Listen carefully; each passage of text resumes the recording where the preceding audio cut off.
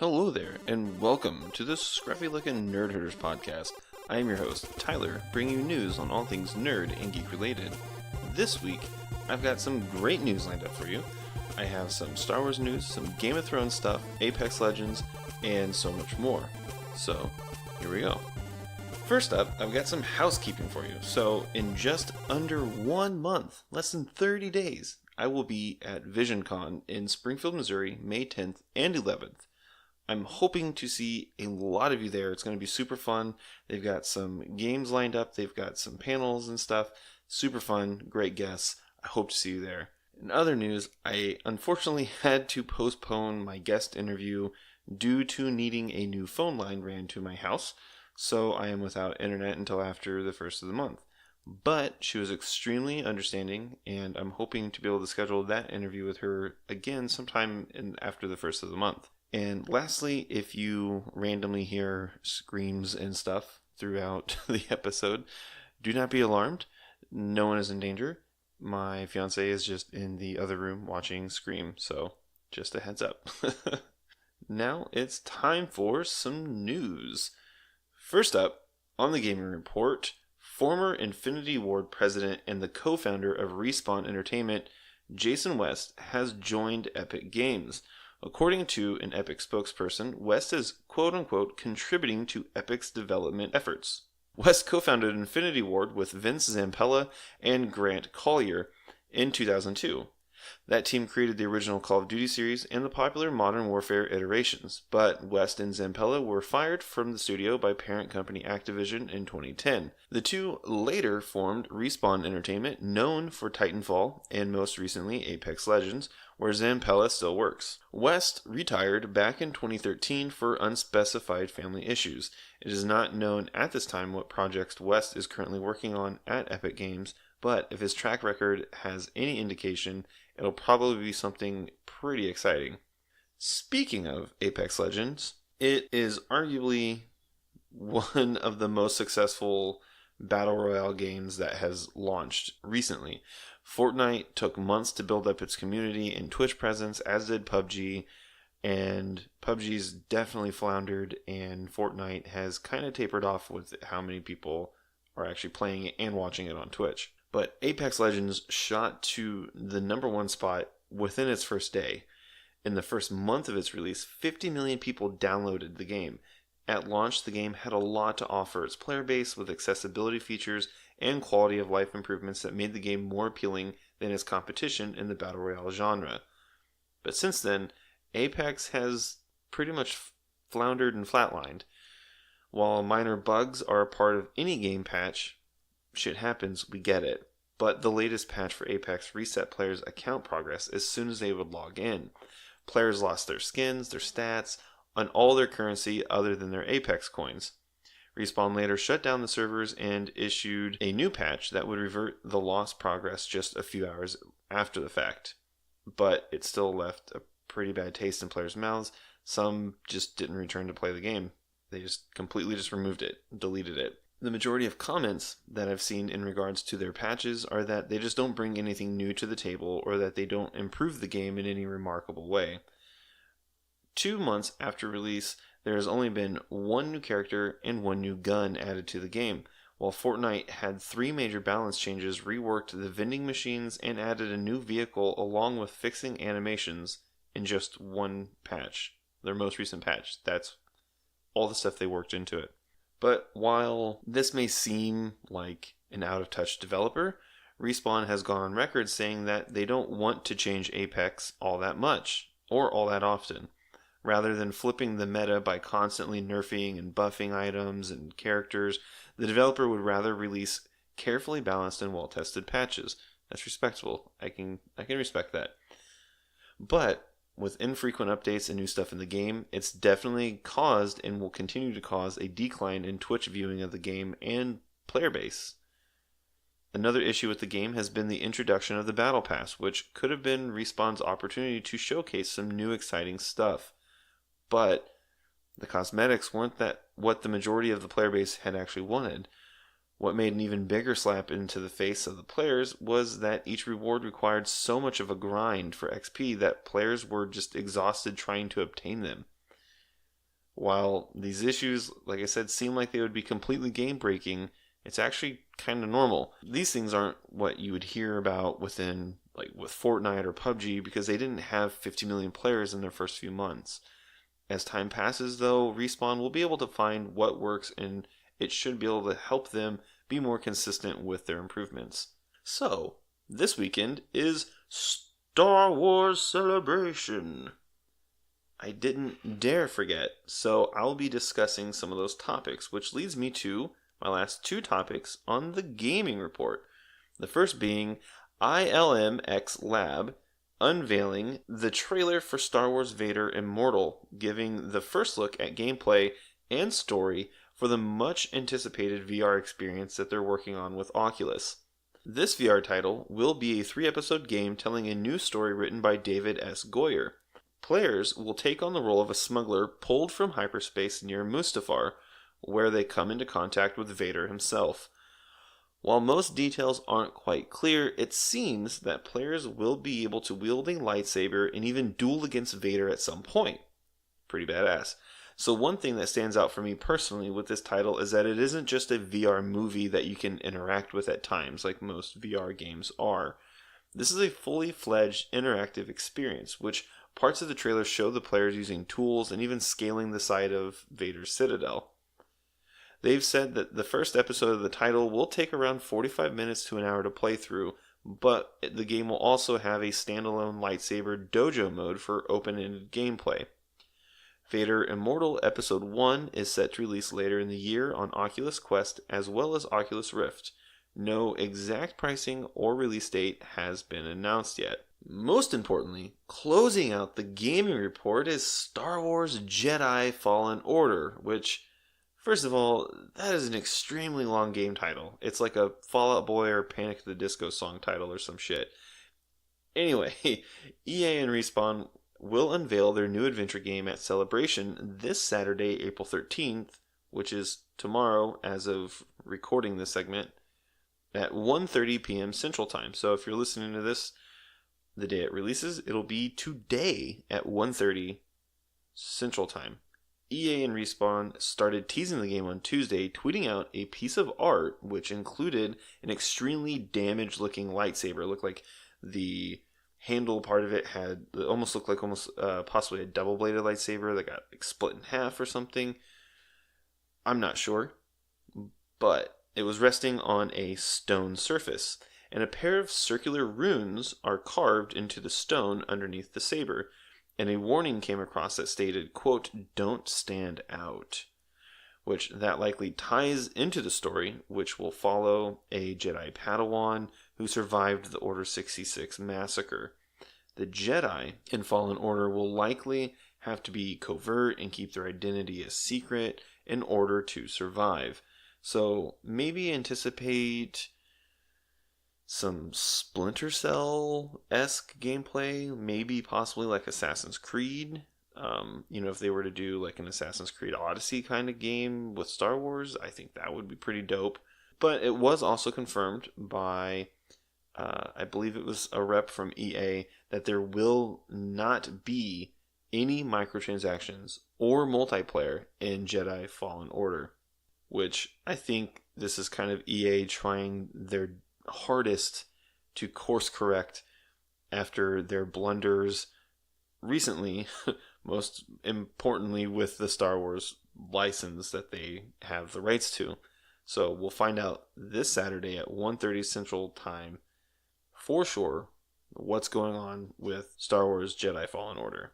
So like I said, this weekend is Star Wars Celebration, and first of all, shout out to all of you who might be there, who might be listening to this.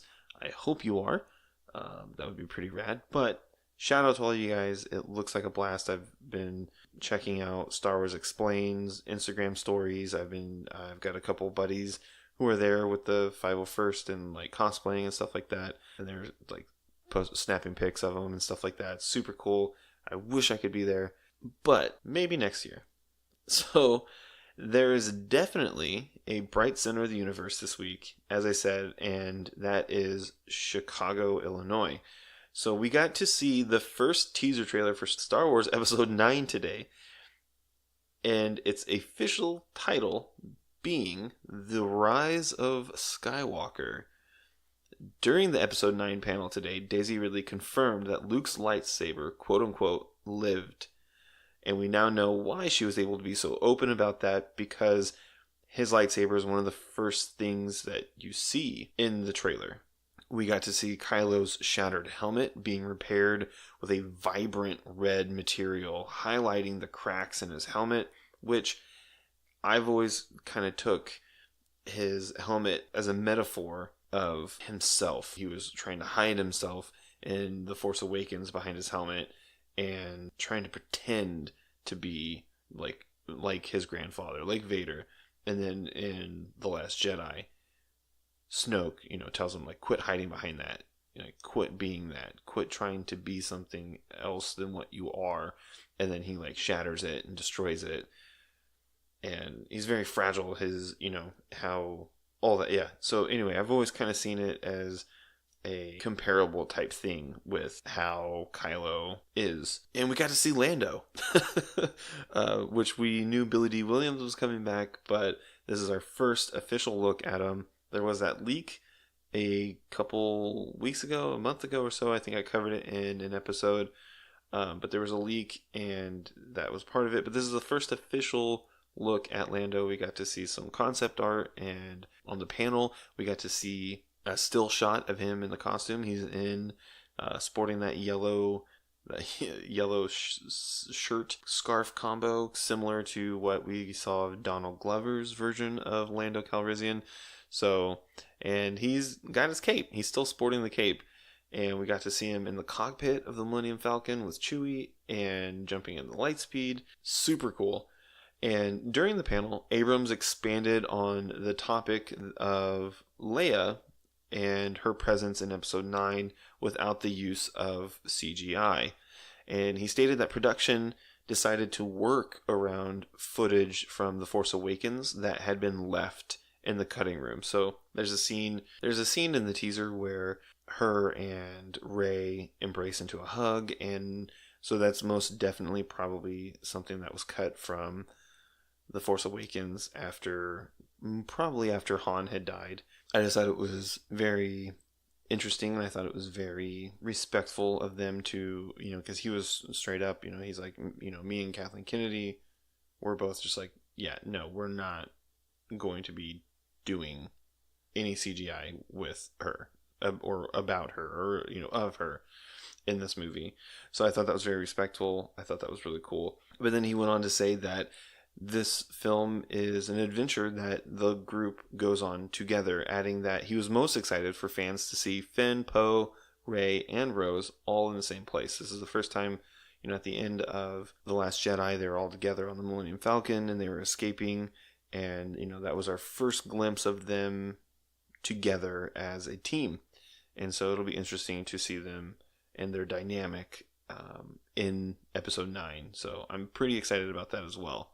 We see them, one scene in the teaser trailer, we see them all, kind of walking down this hill. It's those four, and then there's Chewie and 3PO in the background, which Anthony Daniels on the panel was so wonderful. It was so great to see him and hear his tales about portraying C-3PO, and it was really funny. He's such a great guy, and I'm so thankful that he's been able to stick around for all 9 movies. That's so cool. So we see the group, and they're all looking at a massive starship ruin, which looks pretty identical to the Death Star. Now, whether it's the one from A New Hope outside of Yavin 4, or if it is the one from Return of the Jedi that was hovering above the forest moon of Endor, we don't know for sure. It was kind of like an ocean-esque landscape that it was around, so it's possible it could be from either one. And, people were completely stoked, and people were cheering, people were, crying, they were hooting and hollering, and the biggest shock of the teaser hadn't even came yet, and it came with the clip of cackling laughter as the trailer came to a close. And Star Wars Theory even he did a live reaction, and he even he was just kind of like, what? Like, no, what? It was just like you could hear other people too on the other live reactions on YouTube. I mean, there's tons of them. The people that were at the panel, and you can just hear their reactions of like, what? No, what? And sure enough, Ian McDiarmid appeared at the end of the panel. He walked out on stage as a way of confirming it. The actor who portrayed Emperor Palpatine is indeed returning to the role once more, whether it's from Palpatine somehow surviving being thrown down into the core of the Death Star and then surviving the explosion and being blown into pieces into space, or if he's just like a force vision of some kind, a force ghost possibly of some kind. It's not yet determined, but it's still so freaking cool nonetheless. And oh my god, like this teaser was perfect. It's exactly what the Star Wars fandom needed right now, with so much like hostility and toxicity in the fandom. And I haven't seen a single negative reaction, like even from people who I've seen negative reactions and negative things about the Star Wars Disney trilogy, and even like the standalone movies. I've seen a lot of negativity from people, and even from those people, they said, no, yeah, this trailer looks like Star Wars. This feels like Star Wars again. So, which is the one thing I've been trying to tell them is, it's a trilogy of movies. Like, yeah, each one should be able to stand alone and hold their own, but it's an overarching storyline. Like, each movie is an act to an overall movie, if that makes sense, to an overall story. So that's one thing I always try to tell them is like, wait until episode 9. And then if you hate The Last Jedi still, if you still hate The Force Awakens, then that's fair. Yeah, like I got goosebumps. And I had a Kevin Smith moment where I was like, tearing up. I was like at work in the break room. I was watching it, and I was watching the live stream of the panel, and I watched the trailer, and I was, oh my gosh, like it was insane. And I still get goosebumps just talking about it. Like I got goosebumps right now. It's so cool. And 5-year-old me, back in the 90s, watching a New Hope for the first time, and then they re-released it in theaters, the trilogy in theaters, and I got to go see it in theaters and experience that, and then experiencing the prequel trilogy in theaters, and now these new movies, and I get to experience these with my son and take him. It's just such a really surreal experience, and I'm so thankful that Disney is continuing to do this, because it's each generation I feel like deserves a Star Wars trilogy. Whether or not it follows the Skywalker family, that is neither here nor there. I feel like Star Wars should always be around for every generation of some kind, whether it's movies or TV shows. Like The Mandalorian is coming out. They're continuing to do the Clone Wars. They're doing one more season of Clone Wars, and Star Wars Resistance is out. They're doing like small clips on YouTube with retelling the original trilogy, but with animation, which are phenomenal. Like they're so good. So I'm definitely interested to see what the future holds for Star Wars, because I know they said that they're going to kind of throttle back and kind of just let these movies resonate with people for a while before they continue. I know Rian Johnson is still doing his trilogy. I don't know when it is set to be released, or the time frame, or when production will even start. I know the showrunners for Game of Thrones have a trilogy, and I know now that they're done with Game of Thrones. I feel like they'll probably be doing that and focusing on that a little bit more. I think that's going to be their next big project, but we also don't have a time frame on that either. But we do have Star Wars The Rise of Skywalker will hit theaters December 20th in 2019. So other than Star Wars and Avengers Endgame at the end of this month, there's another major franchise tying up their loose ends this month as well.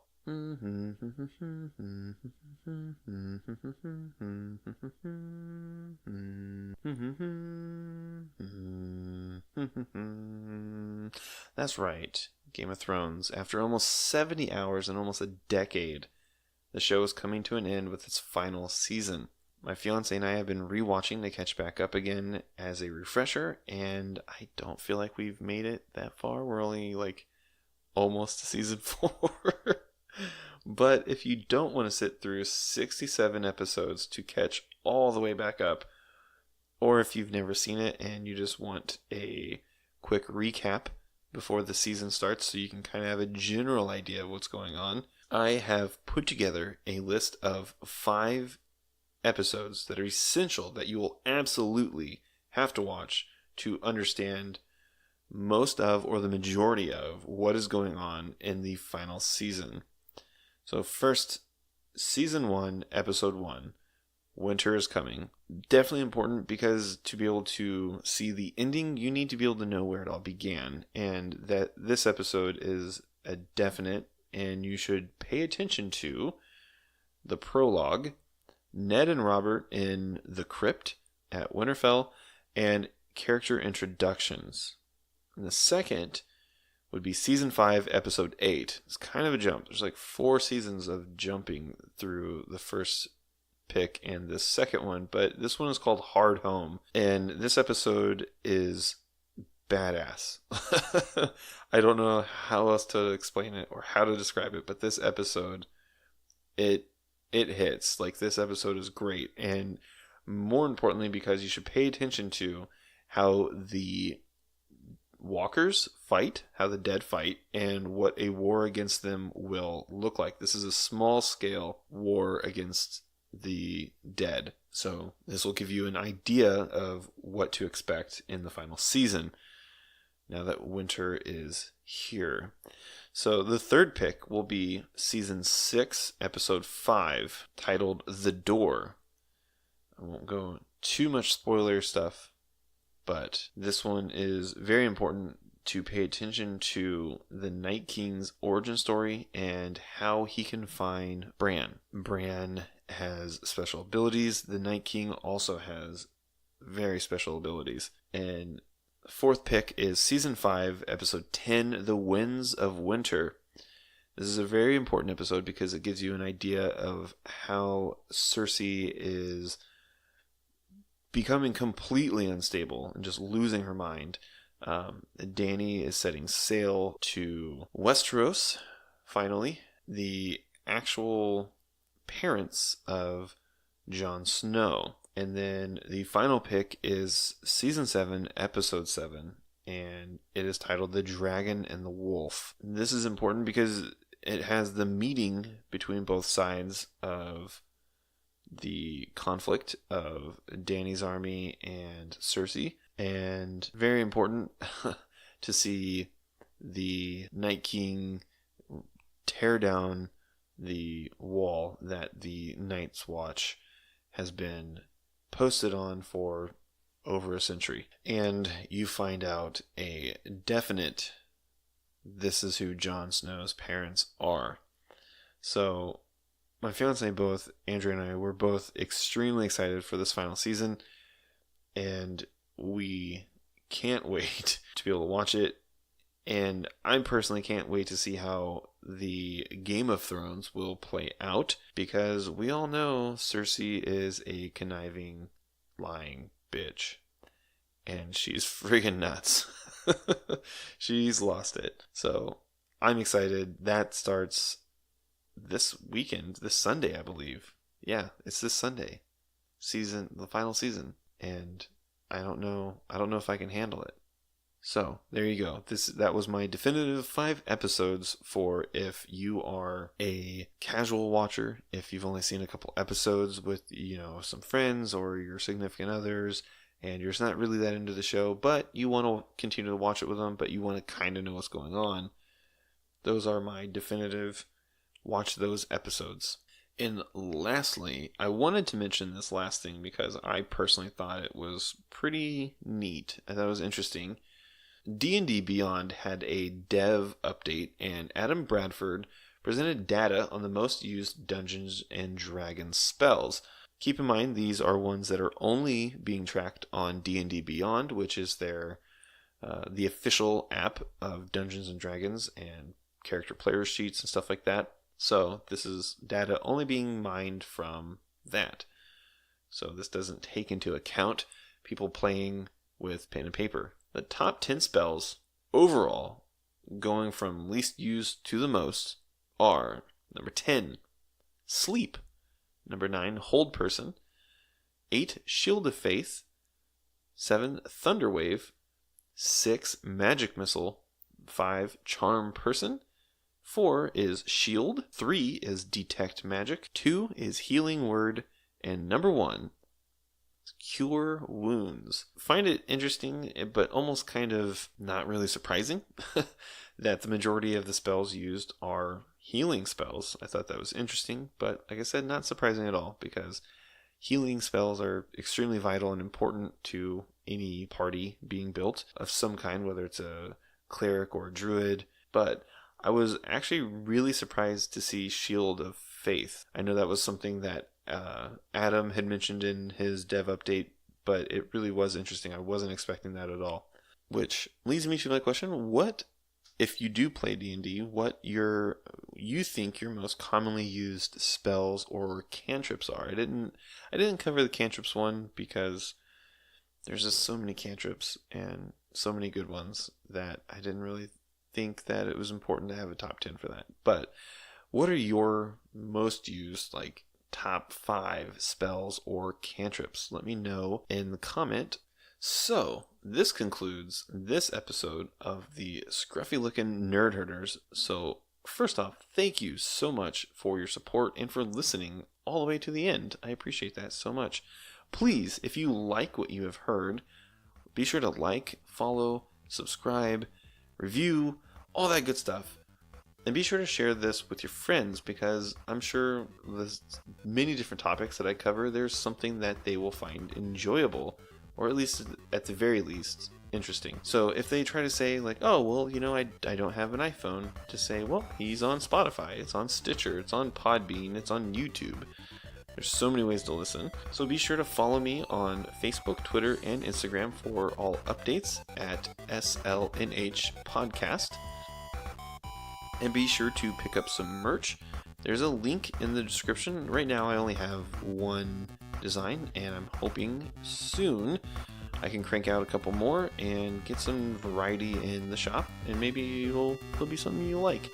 And thank you so much for your reviews and your comments, your messages, and conversations. It really helps me grow the podcast and get better, and it helps me get to know you guys, the listeners, even more than what I do, which isn't very much. So every little bit helps, I guess. So everyone, this is Tyler from the Scruffy Looking Nerd Herders podcast signing off, and may the Force be with you.